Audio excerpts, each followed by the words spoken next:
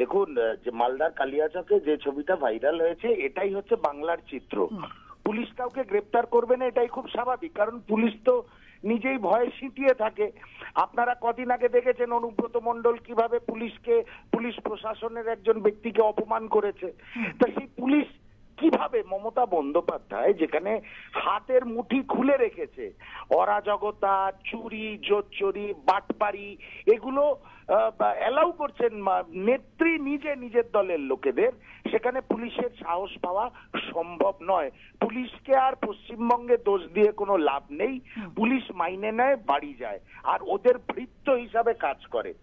আর যেটা আপনি বললেন অস্ত্র হাতে খোলা বাজারে তোলাবাজি করছে, এটাই হচ্ছে তৃণমূল।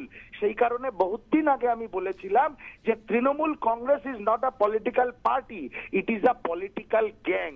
সেই জন্য একটা গ্যাংকে আমরা ক্ষমতায় বসিয়ে রেখেছি, এবং তার জন্য যা মানুষের উপরে অত্যাচার হবে সেগুলো যতদিন এনারা রয়েছেন আমাদের সহ্য করতে হবে।